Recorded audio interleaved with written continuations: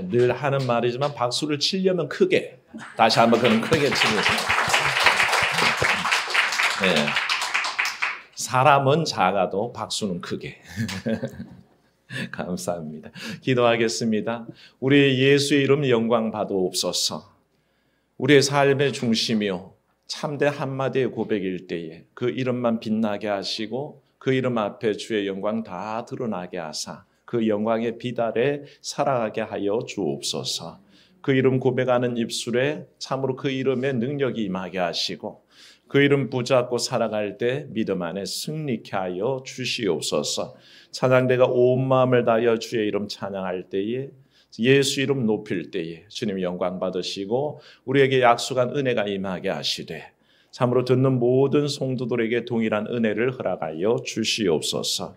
이 시간 주만 영광 받으시기를 원하옵고 주의 성령 함께 하시기를 주 예수님 이름으로 기도하옵나이다. 아멘. 네, 새봄이 왔습니다. 오늘도 봄 기운 가득한 가운데 성령의 기운이 여러분 가운데 임하시기를 축원합니다. 서로 인사하십시오. 참 좋은 날씨입니다. 네, 참 좋은 날씨입니다. 이 좋은 날씨에 놀러 나가시지. 네, 감사합니다. 교회 오는 게 가장 복된 일인 줄 믿습니다. 오늘은 우리가 사순절 셋째 주일로 지키지만 무엇보다 또 3.1절 기념주일입니다. 3.1절 기념주일을 쭉 지켜왔지만 벌써 105주년이 되었네요. 이 날에 참으로 기쁨이 얼마나 충만했던지 우리 총회는 3.1절 기념주일을 총회가 정해서 3.1절 기념주일로 지키라고 그렇게 권고를 합니다. 지금으로부터 105년 전이죠. 3월 1일 날 서울 종로 탑골공원에서 만세운동이 시작되었습니다. 그날 동시에 평양과 원산 그리고 여러 도시에서 동시다발적으로 만세운동이 일어났었고요. 그게 시작이 되어서 30시간의 전국으로 이 만세운동의 열기가 번졌더랬습니다. 일제강점기의 최고의 민족운동이었고요. 이게 그 당시에 그 열강들에게 저항하는 많은 나라들에게 힘과 용기를 줬었습니다. 오죽하면 우리 1919년에 3.1 독립선언이 만세운동이 있은 다음에 이듬해 1920년에는 인도의 간디가 우리의 그 3.1절 무저항 운동을 보고 자기들도 비폭력 불순종 운동을 진행했었습니다. 그 정도 영감을 정도로 크게 영향을 미쳤던 자랑스러운 역사의 한 페이지가 아닌가 싶습니다. 특히나 우리가 잘 알고 있지만 3.1 운동이 진행될 때 민족 대표 33명 중에 16분이 기독교인이었습니다. 반수입니다. 절반의 우리 기독교인 선진들이 믿음의 선진들이 참여해서 만세운동을 주도했었고요. 우리의 영원한 누님 유관순 열사께서 그때의 만세운동으로 투옥되시기도 하셨죠. 기독교인으로서 어린 나이에 만세운동에 참여했던 그 놀라운 역사를 우리가 갖고 있습니다. 그러므로 3.1절을 맞이할 때마다 우리 믿는 사람들에겐 그런 자긍심이 있습니다. 우리 민족이 가장 암울할 때에 우리 민족이 가장 아픔을 갖고 있을 때 앞장서서 자랑스럽게 그 만세운동을 주도했고 또 독립을 위해서 얼마나 기도했던지 그 모든 일들이 여전히 되새겨집니다. 그 마음을 되새기면서 오늘 예레미야에게 하신 하나님의 말씀을 통해서 은혜를 나누고자 합니다. 예레미야는요 아시다시피 아나돗의 제사장 hil기야의 아들로 태어났습니다. 제사장의 아들로 태어났다는 말은 제사장직은 세습이었거든요. 그냥 편안하게 제사장 직분을 이어받으면 그만이었습니다. 그러나 예레미야는 민족의 아픔 앞에서 부름받았습니다. 그저 제사장으로 편히 있는 것이 아니라 선지자로 부름받고 그 민족의 아픔 앞에 어떻게 외쳐야 할지를 그 부름 앞에 응답하게 됐습니다. 그래서 나는 아이라 말할 수 모릅니다 하는 그 거절 속에서도 끝내 하나님이 불러주셔서 그 부르심에 응답하여서 선지자로 서서 예언을 하게 됩니다. 그 예레미야에게는 한 가지 별명이 있었습니다. 한번 따라합시다. 눈물의 예언자. 예레미야의 별명은 눈물의 예언자였습니다. 얼마나 눈물을 흘려가며 예언했는지 자기 동족들에게 그 아픔을 전하며 여러분 이러다간 우리가 망하게 됩니다. 내 동족 여러분, 우리가 이렇게 죄악 가운데 살다 보면 끝내 다 멸망당하고 이 예루살렘은 다 피폐해질 것이고 이 자랑스러운 예루살렘 성전도 돌 위에 돌 하나 안 남기고 다 무너질 겁니다. 여러분 제발 하나님께로 돌아오십시오. 그렇게 눈물 흘리며 예언했었습니다. 그 눈물이 마를 날이 없었기 때문에 사람들을 그를 눈물의 예언자라고 그렇게 불렀습니다. 그가 전했던 것은 주로 심판의 얘기였습니다. 심판은 뭡니까? 간단합니다. 정신 차리십시오. 정신 차리지 않으면 하나님께서 회초리를 드십니다. 아주 단순한 진리죠. 우리가 어릴 때에 우리 엄마 아빠가 얘야 말 들어라. 네가 말 안 들으면 뭘 든다? 회초리 들 거다라고 그렇게 엄포를 놓습니다. 하나님의 심판의 경고가 바로 그랬습니다. 회개하십시오. 죄악에서 떠나십시오. 하나님 제대로 믿으십시오. 그거 받지 않으면 하나님께서 회초리 들겠다고 그렇게 선포를 하셨습니다. 그런데 이 경고는요, 사실은 회개를 종용하는 것입니다. 제가 늘 말씀드리지만 부모가 회초리를 들 때는 그 회초리를 휘두르고 싶어서 드는 게 아닙니다. 그 회초리를 보고 어떻게 하라고요? 잘못했다고 빌고 잘못했다고 돌아오기를 원해서 회초리를 드는 거지 그걸 막 휘두르는 게 재밌어서 하는 부모는 아무도 없다는 것입니다. 주님은 경고하시고 돌아오기를 원하시고 심판을 경고하셨습니다. 심판을 선포하셨습니다. 그러나 예레미야를 통해서 주시는 말씀은 뭡니까? 심판의 경고 다음에 반드시 주어지는 게 있습니다. 따라합시다. 구원과 회복. 예, 한번 따라하시면 더 마음에 새겨집니다. 한번 따라합시다. 구원과 회복. 심판의 경고 다음에 주어지는 것은 구원과 회복입니다. 하나님께서는 그걸 선포하기를 원하셨습니다. 심판이 주어지지만 죄값을 받겠지만 회초리를 들겠으나 그게 전부가 아니란 것입니다. 부모가 자식 잘못해서 그 종아리에다가 회초리를 휘둘렀습니다. 생채기가 났습니다. 벌겋게 줄이 기어진 그 회초리 자국을 보고 어느 부모가 그 생채기를 마음 아파하지 않겠습니까? 아이는 얻어맞고 눈물 흘리다가 잠들면 어머니는 그 상처를 보다듬으면서 좋다는 약을 발라가면서 그 생책이 빨리 없어지기를 서다듬을 때에 그 마음으로는 우리 아들이 우리 딸이 착한 아들 착한 딸이 되어야지 그런 기대가 있지 않겠습니까? 하나님은 심판의 경고 속에 회초리를 드셨지만 그것을 덮어주시는 구원과 회복을 말씀하고 계시다는 것입니다. 그래서 예레미야는 그것을 눈물 흘려가며 선포했습니다.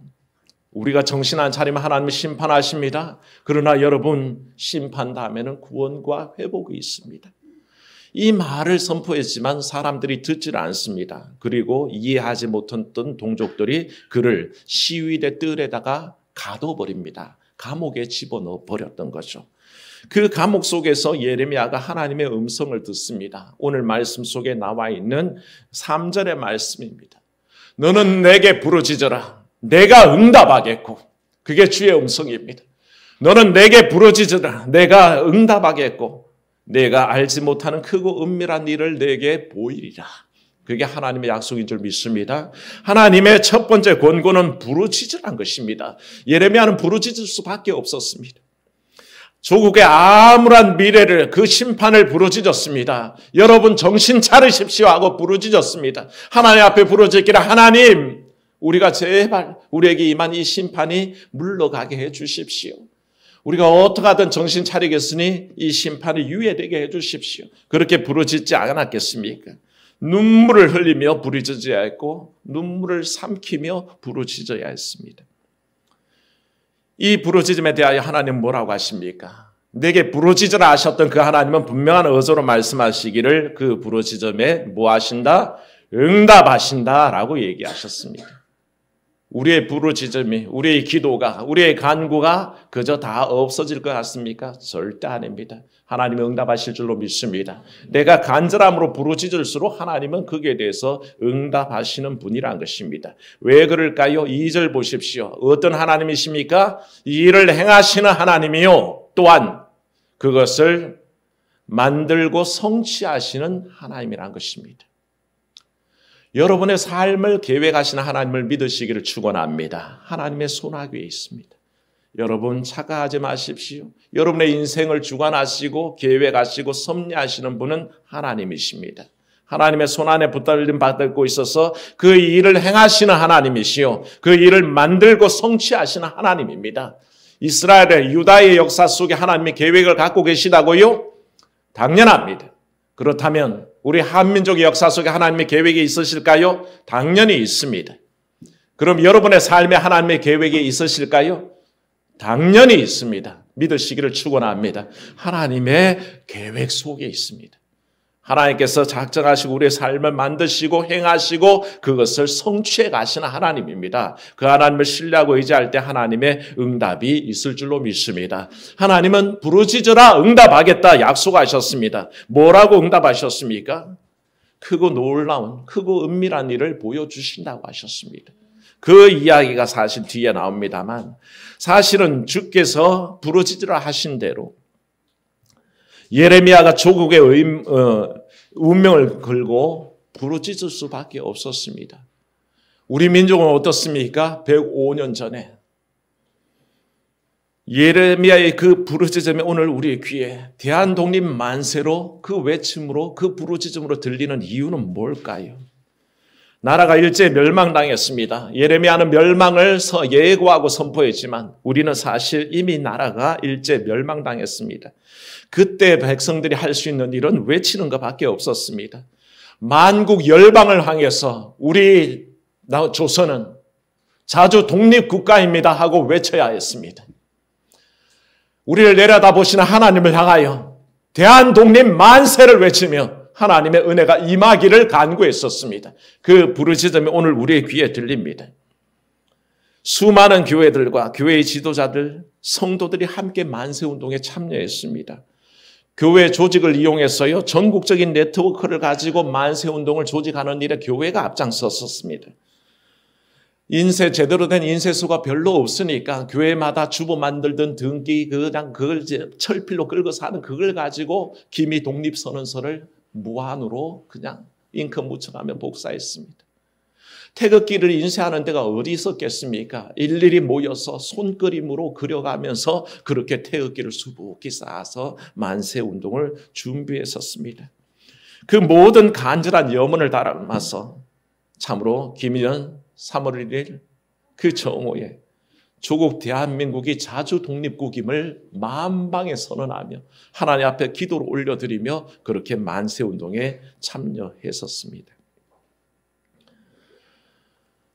예레미야가 하나님 앞에 부르짖을 때에 하나님의 약속이 임했습니다. 비록 이스라엘은 죄악 중에 회개치 않고 멸망의 길을 걸었지만 하나님께서 그 정한 뜻을 행하셨습니다. 4절 5절 말씀에 나와 있습니다.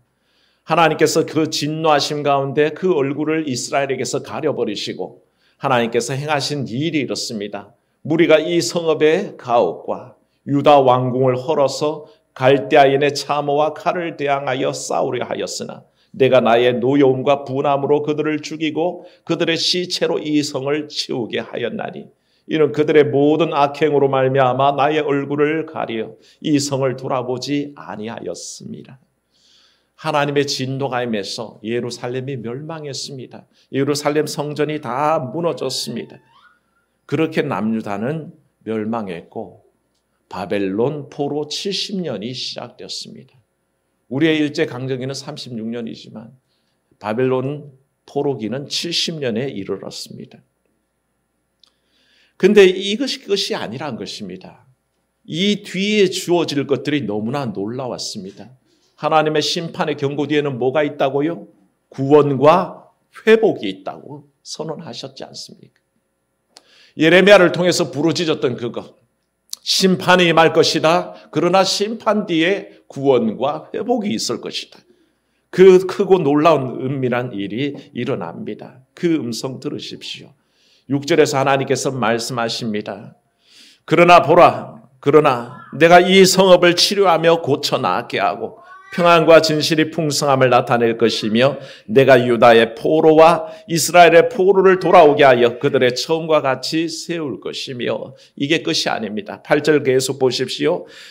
범한 모든 죄악을 정하게 하고 행한 모든 죄악을 사하시겠다 약속하셨습니다.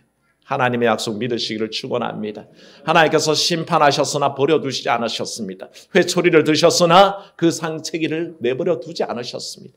고치시고 회복하시고 치료하며 고쳐나게 하시고 그 속에 평안과 진실함과 풍성함이 드러나게 하시고 그 모든 죄악을 다 하셔서 다 사하여 주사 원래대로 회복시켜 주신다 말씀하셨습니다.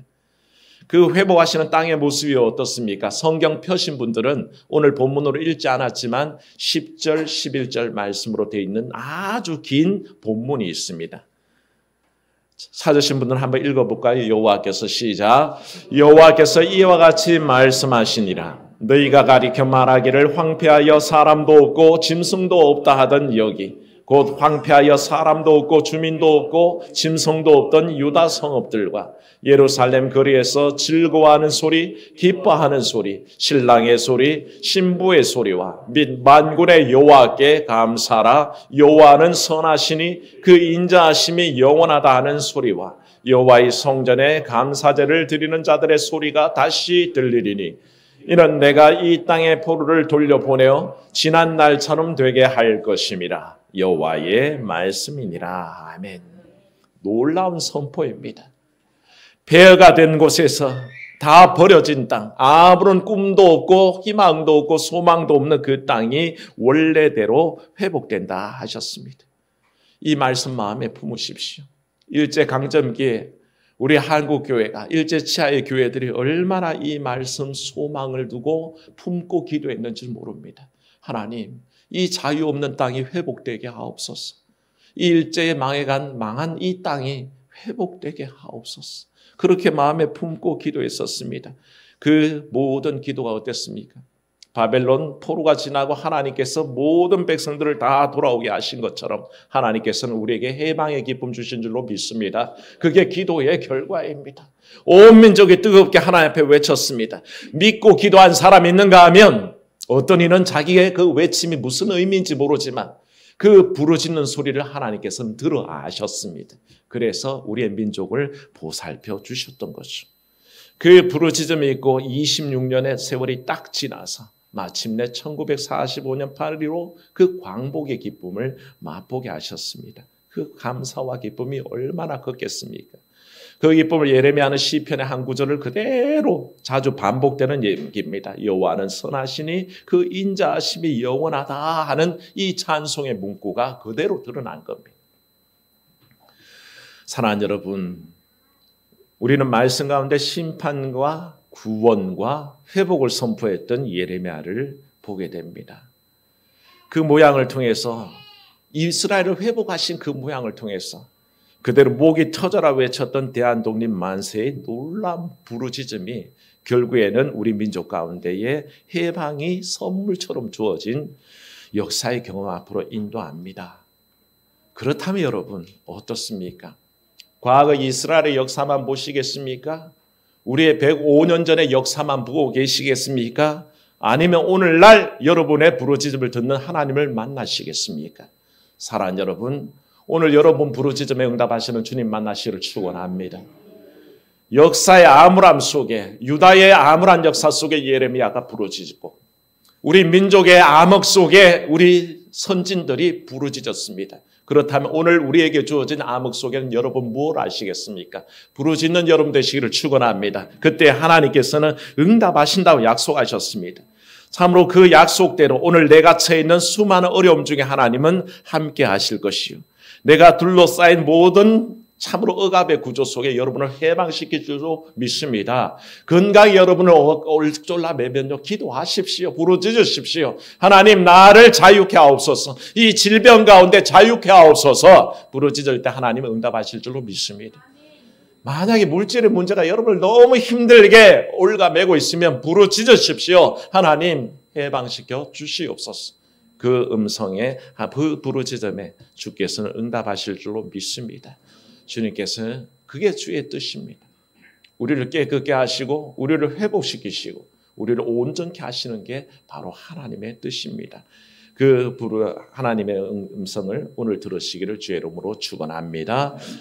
105년 전 우리 믿음의 조상들이 외치던 만세운동 소리를 들으시고 응답하신 하나님께 감사와 영광과 찬송을 돌립니다. 우리는 지금도 총체적 위기에 직면하고 있습니다. 이 민족이 그때 함성으로 부르짖어 기도하게 하여 주시옵소서. 오늘 3.1운동 기념주의를 맞이하여 하나님께서 예레미야에게 하신 말씀을 통해 하나님의 뜻을 심령에 새길 수 있기를 소망합니다. 유다 백성이 그 저지른 죄악으로 말미암아 하나님의 얼굴이 가려졌고 이 때문에 예루살렘의 멸망이라는 비극을 겪을 수밖에 없었습니다.